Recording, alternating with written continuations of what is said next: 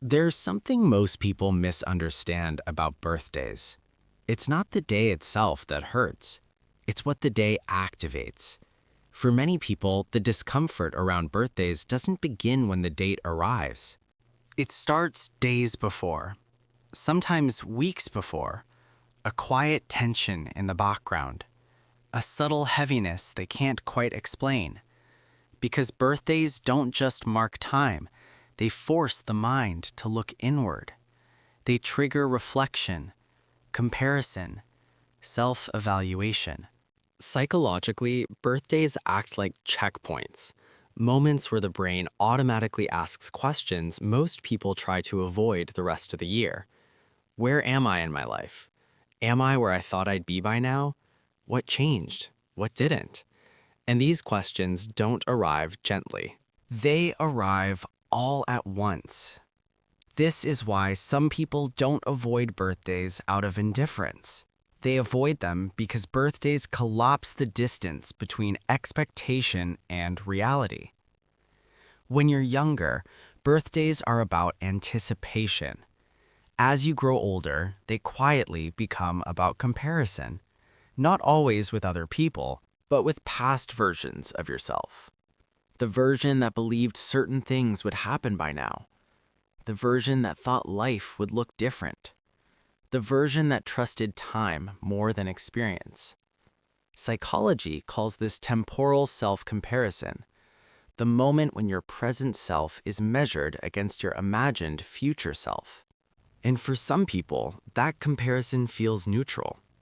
For others, it feels confronting. And for many, it feels uncomfortable enough to want distance from the day entirely. This is why birthdays can feel emotionally loud even when nothing happens. No party, no messages, no celebration. The noise is internal. The mind scans memories, replays decisions, reopens questions that were never fully answered. And when the gap between where I am and where I expected to be feels too wide, the nervous system reacts, not with sadness first, but with avoidance. This is an important distinction. Avoidance doesn't mean the day doesn't matter. It often means it matters too much. So instead of leaning into reflection, some people flatten the day, minimize it, treat it like any other, not as denial, but as regulation. Because when expectations are lowered, comparison loses its sharpness. And when comparison softens, the mind feels safer. This is where birthdays quietly shift from celebration to psychological trigger. And understanding that shift is essential, because what looks like emotional detachment on the surface is often a deeply learned response beneath it. In the next section, we'll explore the emotion that hides behind this avoidance. Not sadness, not maturity, but something far more misunderstood: shame. Most people assume that avoiding birthdays is about sadness, but psychologically, sadness isn't the dominant emotion here. Shame is. Shame is quieter than sadness, heavier, and far more personal. Unspoken expectations, inherited expectations, cultural expectations, family expectations, personal expectations that were once held with certainty. By a certain age, people believe they should have figured things out. They should feel more confident, more stable, more accomplished, more together. And when life doesn't match that internal script, the mind doesn't always respond with grief. It responds with self-judgment. This is why birthdays can feel emotionally threatening. They force a kind of inventory the brain didn't consent to taking. Why am I not where others are? Why does this still feel hard? Why didn't things turn out the way I expected? And because shame thrives in comparison, birthdays amplify it, not necessarily through social media or other people, but through internal comparison. To former classmates, to siblings, to imaginary timelines that once felt realistic. Shame doesn't need an audience. It performs its work internally. Psychologically, shame activates the same regions of the brain associated with social rejection, which means the body reacts as if it's being judged, even when no one is watching. This explains something important. Many people who downplay their birthday aren't protecting themselves from disappointment. They are protecting themselves from exposure, because celebration implies visibility, and visibility invites evaluation. If the day matters, then how your life looks on that day matters too. So the safest option becomes emotional minimization. If it's just another day, there's nothing to explain, nothing to defend, nothing to measure. This isn't emotional weakness, it's adaptation, especially for people who grew up being subtly evaluated by family, by culture, by achievement standards they never chose. Over time, the nervous system learns a pattern. Less expectation equals less shame. And eventually, birthdays stop feeling like milestones. They start feeling like mirrors people would rather avoid. Not because they hate themselves, but because they've learned how painful self-scrutiny can be. In the next section, we'll look at what happens physiologically when this shame is activated, and why some people don't feel sad at all, but instead feel emotionally numb, distant, or detached. One of the most misunderstood reactions around birthdays is emotional numbness. People often interpret it as coldness, as indifference, as a lack of feeling. But psychologically, numbness is rarely the absence of emotion. It's the presence of regulation. When shame and self-evaluation are repeatedly activated over time, the nervous system doesn't stay in emotional intensity forever. It adopts. For some people, birthdays don't trigger sadness or anxiety anymore. They trigger detachment. This is not a personality trait. It's a nervous system response. In psychology, this is often linked to a freeze or shutdown state, a protective mode where emotional intensity is reduced to maintain stability. Instead of feeling too much, the system chooses to feel less. That's why some people experience birthdays as emotionally flat. Not painful, not joyful, just muted. Their body has learned that emotional engagement around certain milestones leads to discomfort, so it preemptively lowers the volume. This response is especially common in people who learned early on that emotional expression wasn't safe, welcomed, or rewarded. Over time, the brain makes an association. Visibility equals evaluation. Evaluation equals shame. Shame equals dysregulation. So the nervous system intervenes.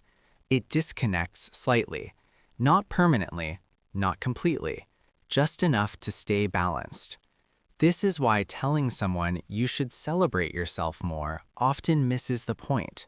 Because the issue isn't a lack of self-worth.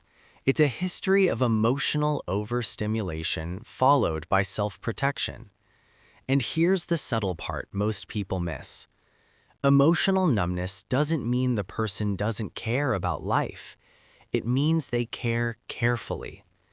They've learned how to ration emotional energy, how to avoid internal states that spiral into self-criticism, how to keep things manageable. From the outside, this can look like emotional distance. From the inside, it feels like control. Psychologically, this state often develops after years of internal pressure rather than external trauma.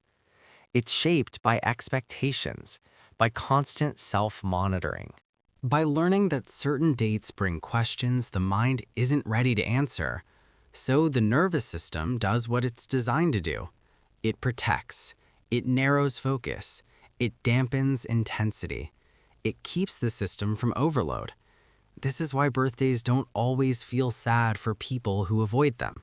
They feel quiet, neutral, almost empty. And that emptiness isn't a flaw. It's a signal, a sign that something inside learned to stay safe by staying distant. In the final section, we'll explore why minimizing birthdays can feel empowering and how this coping strategy, while protective, can quietly shape the way people relate to joy, visibility, and meaning over time. For many people, treating their birthday like any other day eventually stops feeling sad. It starts feeling safe. Because when you minimize the day, you minimize the questions, the comparisons, the internal pressure to explain where you are in life. If it's just another day, there's nothing to prove, nothing to measure, nothing to justify. And psychologically, that can feel empowering. This is the part most people misunderstand. Avoiding birthdays isn't always about loss. Sometimes it's about control. Control over expectations, control over disappointment, control over the emotional weight that comes with visibility. When you stop attaching meaning to the day, you reclaim power over it. But here's the quiet cost. When you consistently downplay moments that invite reflection, you don't just protect yourself from pain, you also distance yourself from acknowledgement. Not public celebration, not attention, but recognition. Because birthdays aren't only about parties or gifts. At their core, they ask a simple question. Do I allow myself to be seen, as I am, without comparison? And for people who've learned to survive through self-minimization, that question can feel threatening. So the day becomes smaller, quieter, easier to pass through unnoticed. This doesn't mean something is wrong with them. It means they adopted. They learned early that lowering expectations reduces emotional risk, that neutrality feels safer than hope, that staying grounded matters more than being visible, and that adaptation deserves understanding, not judgment. But healing doesn't begin by forcing celebration. It begins by noticing why celebration feels uncomfortable in the first place. It begins when someone realizes, I don't avoid this day because I'm empty. I avoid it because it asks me to feel things I learned to manage quietly. And that awareness matters. Because the moment you understand your patterns, they stop owning you. You don't have to suddenly love birthdays. You don't have to change anything at all. But you might soften the story you tell yourself. You might realize that indifference was never your identity. It was your protection. And protection, when understood, doesn't need to disappear. It just needs compassion. So if you're someone who lets your birthday pass quietly, know this. It doesn't mean you're disconnected. It doesn't mean you're cold. It doesn't mean you missed something. It means you learned how to take care of yourself in a world that asks you to evaluate your life before you were ready. And maybe one day, that care will look different. Or maybe it won't. Either way, your worth was never tied to a date on the calendar. And the fact that you're still here, still reflecting, still aware, still growing in your own quiet way, that already says more than any celebration ever could.